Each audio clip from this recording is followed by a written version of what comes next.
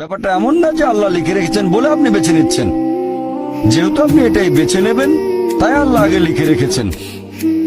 এখানে পছন্দ আপনার, তবে আল্লাহ আপনার পছন্দ জানেন। যেমন ধরেন একটা রাস্তার মোড়ে আসলেন, সামনে 5টা রাস্তা, রোড নাম্বার 1, 2, 3, 4, 5।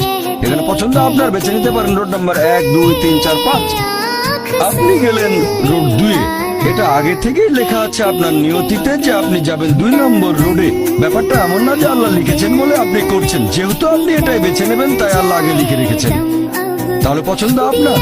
আপনি চাইলে টাকা উপার্জন করতে পারেন ভালো কাজের মাধ্যমে, হালাল উপায়ে, অথবা পারেন চুরি করে হারাম উপায়ে। পছন্দ আপনার।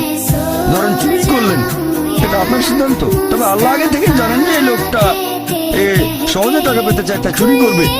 তাই আল্লাহ আগে লিখে রেখেছেন যে এই লোকটা 25 বছর বয়সে চুরি করবে। এখানে দোষটা কার? দোষ আসলে আপনার। তবে আল্লাহর আছে ইলমে গায়েব, তাই তিনি আগেই লিখে রেখেছেন।